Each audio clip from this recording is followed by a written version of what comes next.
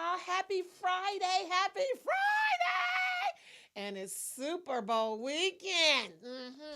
It's your girl, Shirley Nichols, and I'm here doing my podcast, Mortgage Money with Shirley. We are on episode 18, qualifying in the year 2022, y'all.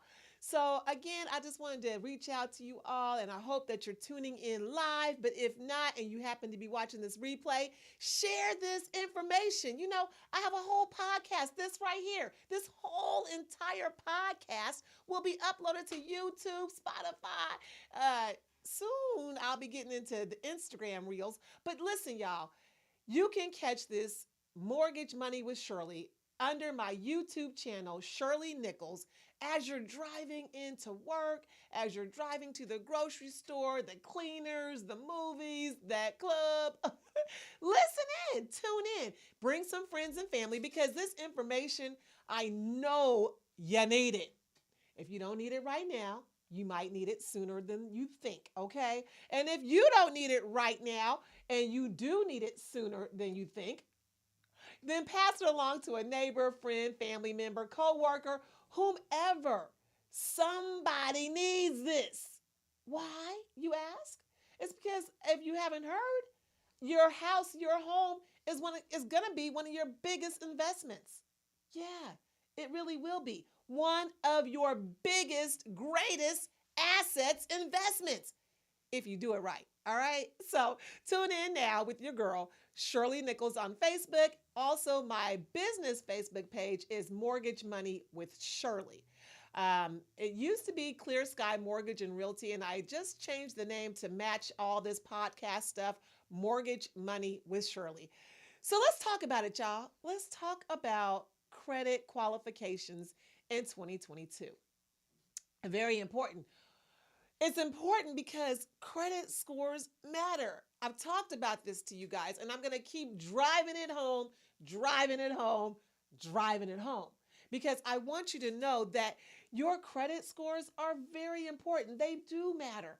And yes, I've talked to several clients over these years. I've been in business for over 28 plus years doing mortgage lending, and I'm also a real estate broker.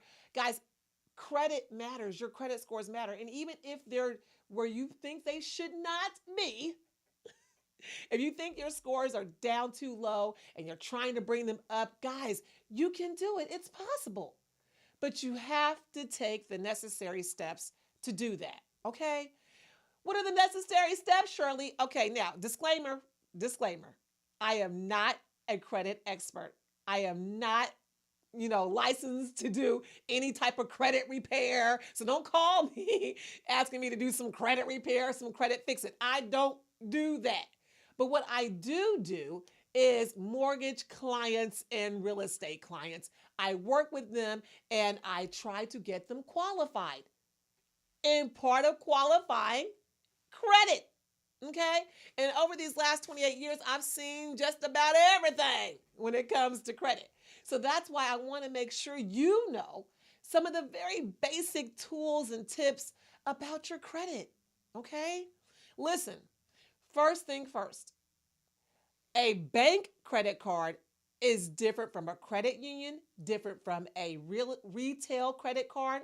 Okay? You've got your bank credit cards, your credit union credit cards, and your retail store credit cards. Okay?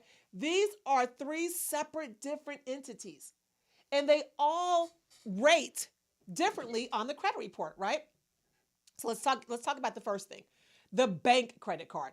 We're talking your Wells Fargo, Chase, Citibank, Bank of America. We're talking about the major banks, with their credit cards, right? Oftentimes you'll see someone who has a Chase MasterCard or a Chase Visa card. These credit cards are the essentials. These are the upper echelon, if you will, right? These bank cards are the ones that are going to rate the highest with the credit report, with the credit bureau, with your Equifax, TransUnion, and Experian. These are the three major credit bureaus, okay? Equifax, Experian, and TransUnion, okay?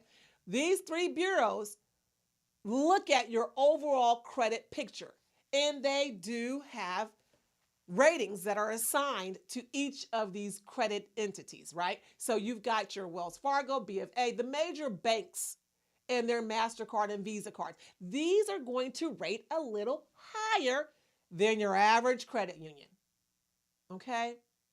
Know this because when you're looking at your credit, and by the way, it is still early in the year. It is only February. Today is Friday, February 11th, and we are early in 2022. Pull your credit report.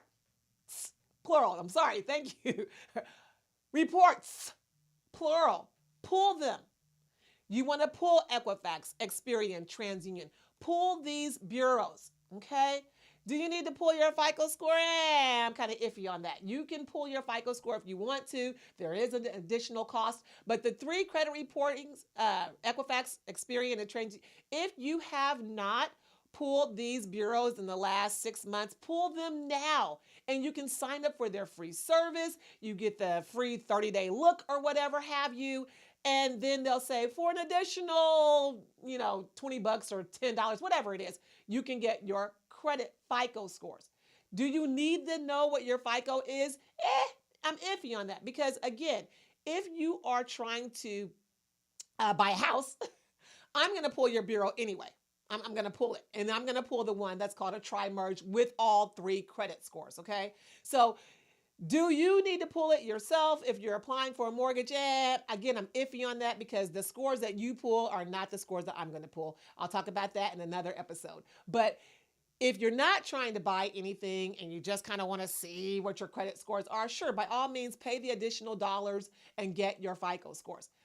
The main gist, though, the main reason why you're trying to pull all three of your bureaus is because, again, you want to see what's on those bureaus. And like I said, we're still in the beginning of 2022. So now's the time.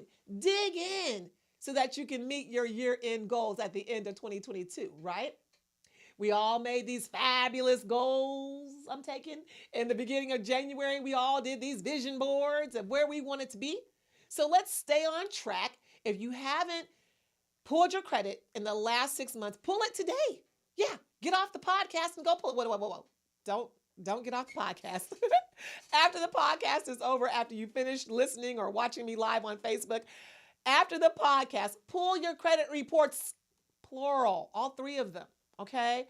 And then see what your scores, see what your credit looks like. Because again, what you're trying to do is look at what's on the bureau. If you're looking at your reports and you've got one Wells Fargo MasterCard or Visa card or one Citibank MasterCard or Visa card, great, okay? If you have one of those, but you have one credit union and 10 retail credit cards, get rid of the retail credit cards. Get rid of them. You don't have to close them out, but pay the balances off. And, from time to time, I get that question, should I transfer over the balances to the bank credit card? Absolutely. Absolutely. If, again, scenario, one Wells Fargo, Visa, or MasterCard, 3 retail cards. And if you don't know what I'm saying about retail cards, what they are, retail cards, we're talking a Target credit card, Macy's, we're talking an Amazon credit card. Gosh forbid if you have that. But those are your retail cards, okay? Your Nordstroms, your Bloomingdale's, like I said, your Target, your Macy's, whatever department store credit card you have, Victoria's Secrets, whatever department store cards, those are your retail cards. If you only have one major bank card and 3 retail cards, you're outweighed over here, which means your credit score is not going up to its highest potential because you've got 3 retail cards. And lo and behold, if these 3 retail cards are maxed out, ooh, okay?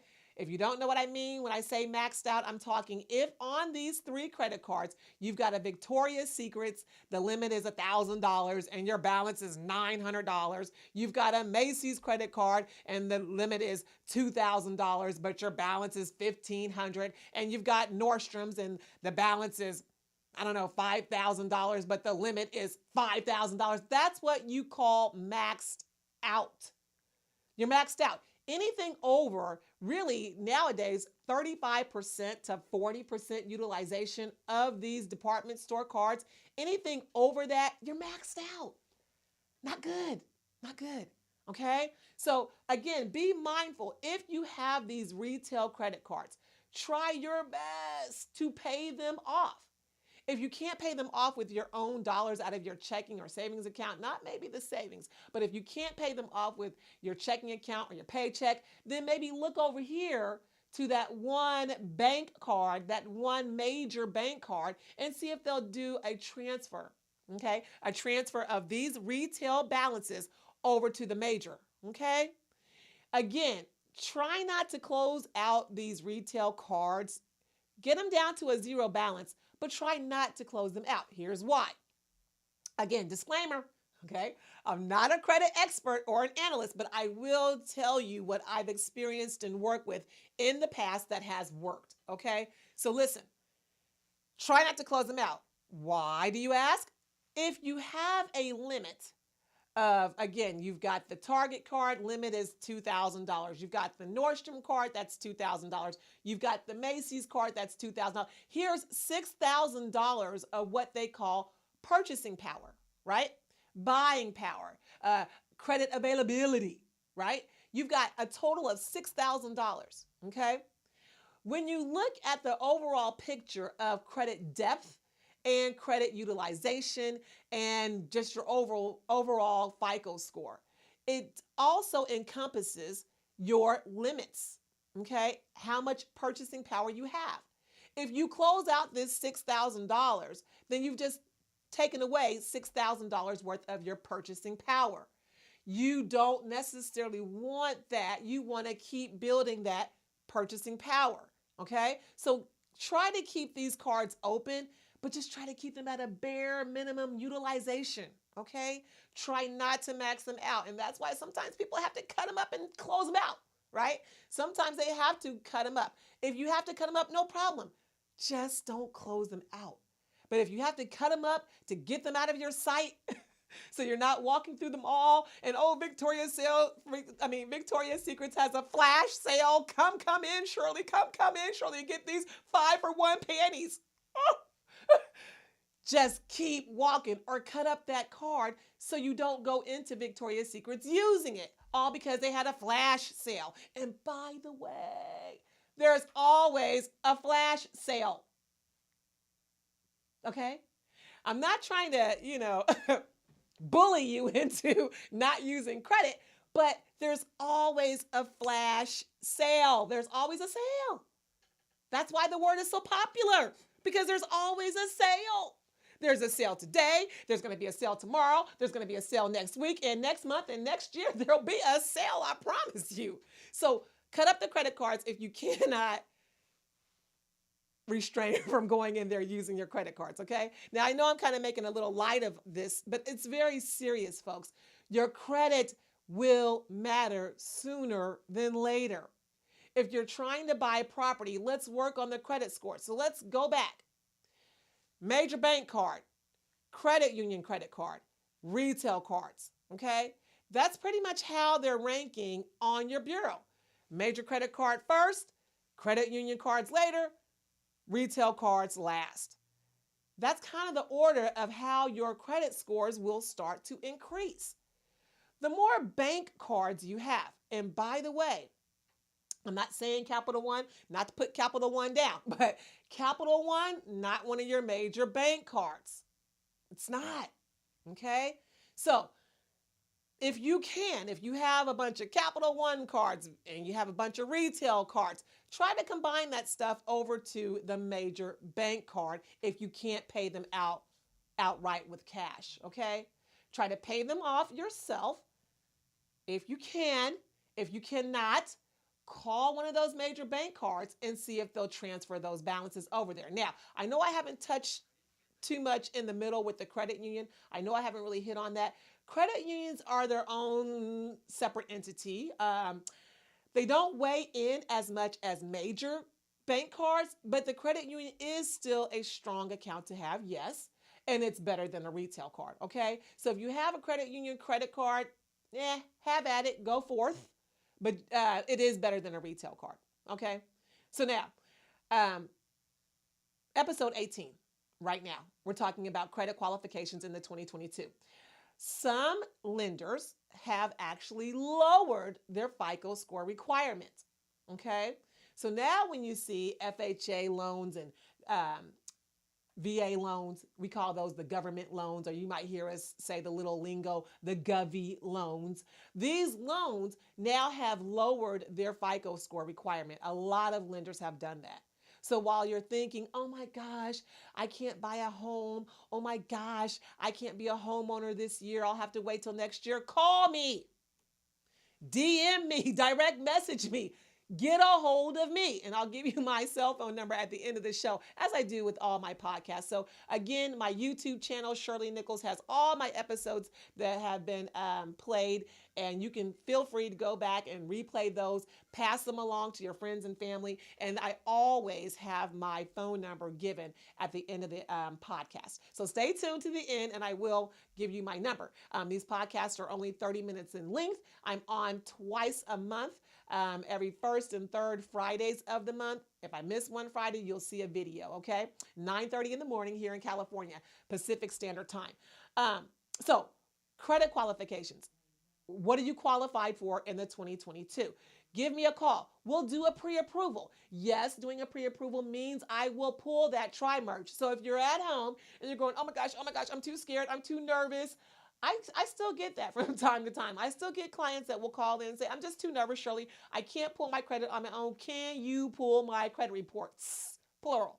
And I will tell you, yes, indeed, I will pull a tri-merge, but that's if you're trying to purchase a home or refinance. Don't call me if you're just walking up and down the street saying, hey, I just want to see what my credit looks like today. No, no, no, no, no, no, no, no.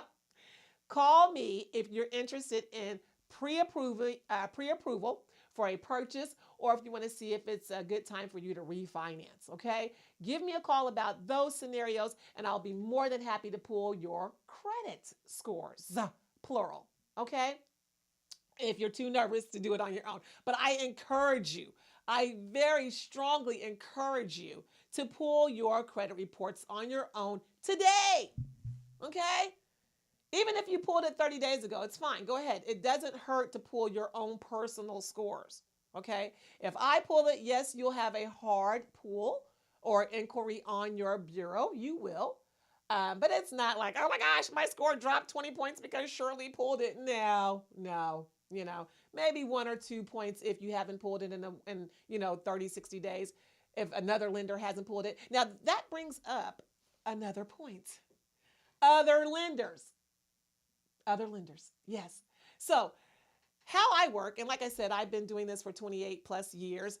I talk to my client, Mary Jane. Okay. Hey, Mary Jane, what are you trying to do? Well, I want to refinance, Shirley. Okay, good, great. Let's get into some options and some scenarios. And that's what I do. When you call me, I'll say, what are you trying to do, Mary Jane? I'm trying to refinance. Okay. I'm going to instantly jump on my lender's website, and we have a whole pricing system.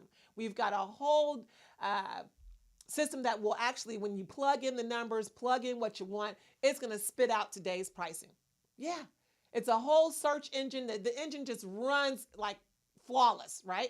Every lender, by the way, has a pricing option or some type of an engine to run pricing scenarios so that you know kind of what you're getting into before you do the final paperwork, right? You want to see what you kind of qualify for before you actually do the paperwork. So you call in, hey, I want to do this. Okay, Mary Jane, let's go ahead and do a pricing scenario. Let's look at some options, and then I'm going to pull your credit.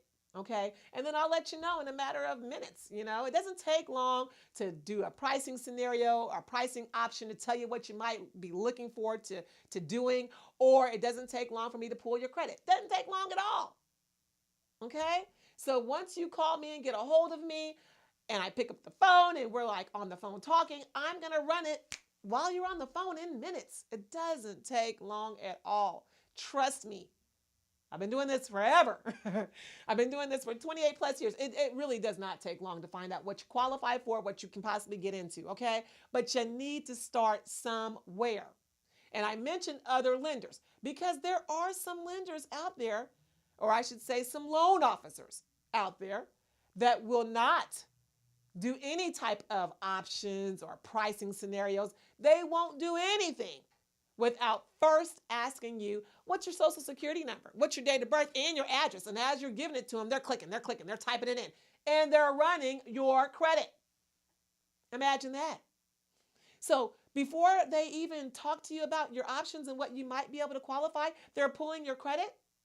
Yes, they are. So be mindful when you're talking to other lenders. Be very mindful. Because if you go into some lenders' conversations or get on the phone with them, they're moving fast speed down the highway. And you might only be calling them to say, hey, can I refinance a $5 million property? That they don't even have the parameters to do that.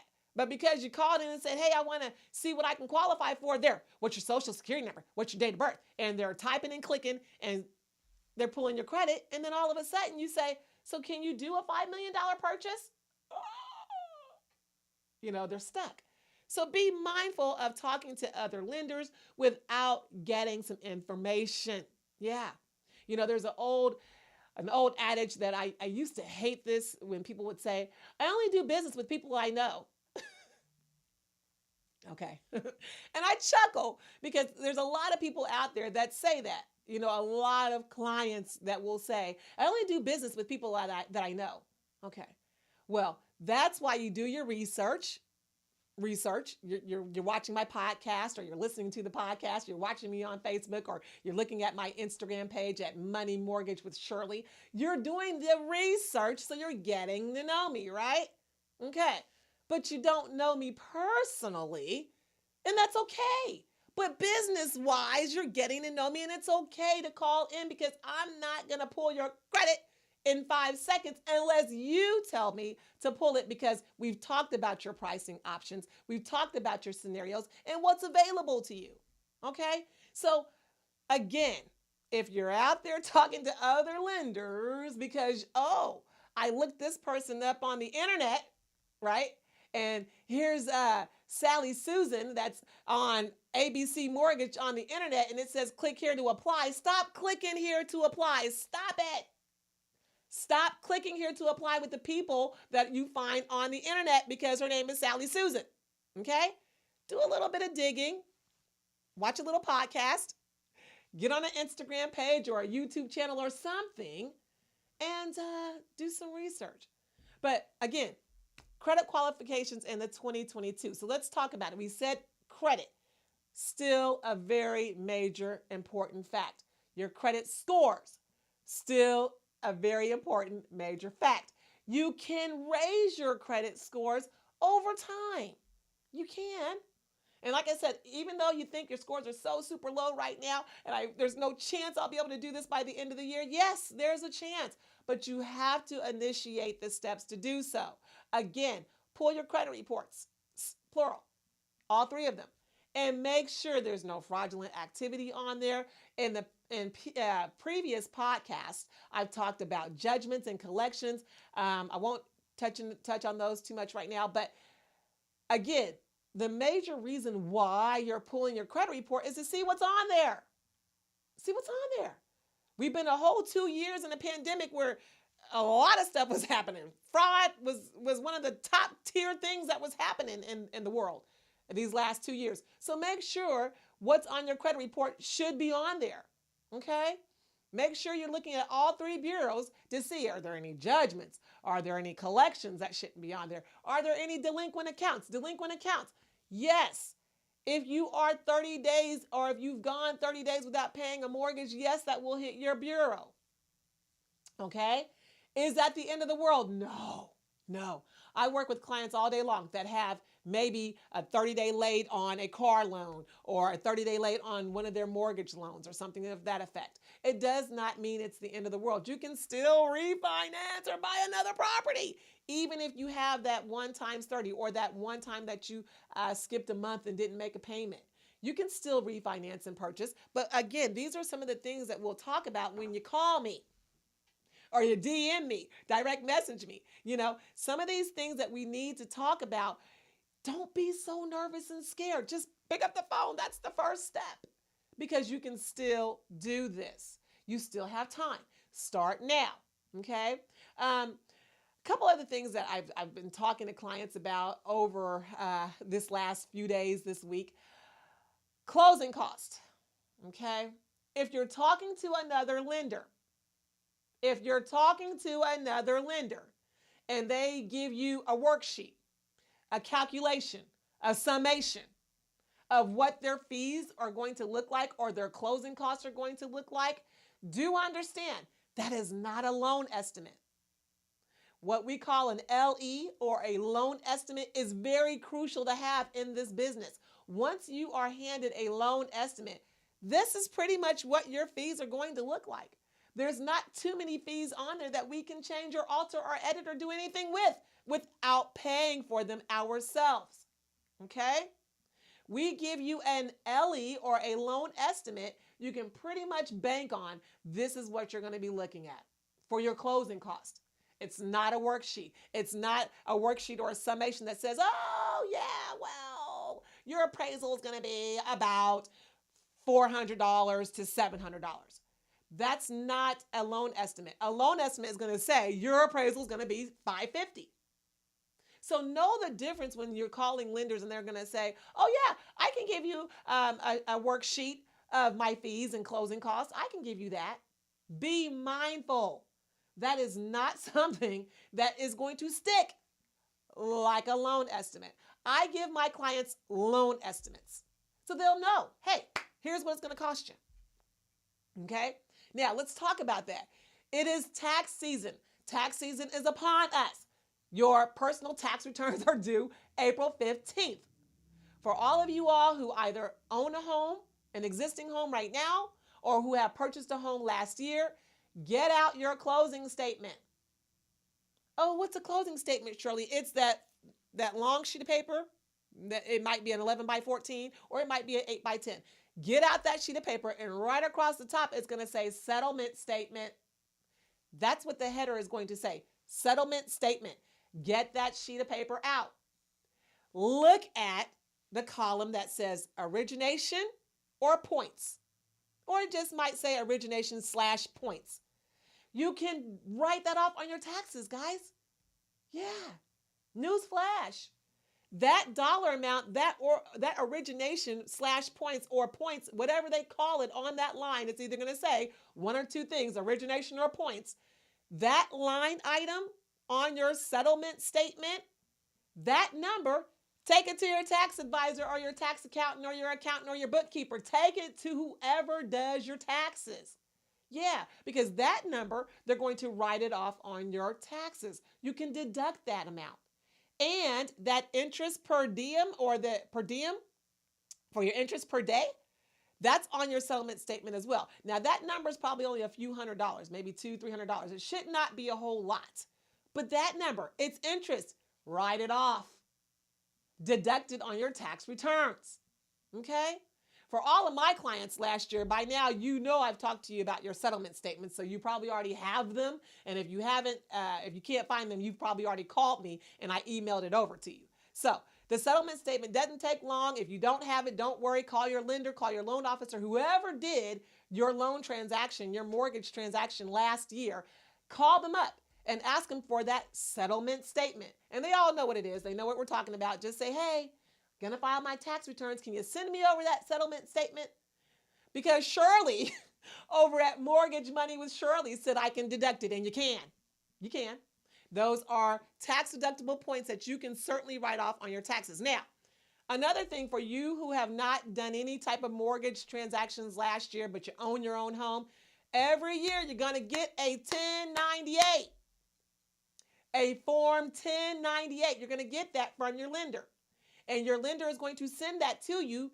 Hopefully, they've already sent it to you because they're due just like a W-2 form by the end of January. I believe January 31st is their deadline to get those 1098s and your W-2s over to you. But nonetheless, you're going to get a 1098 and it's going to show you the exact amount of mortgage you paid for 2021. I'm sorry, exact amount of interest you paid for 2021.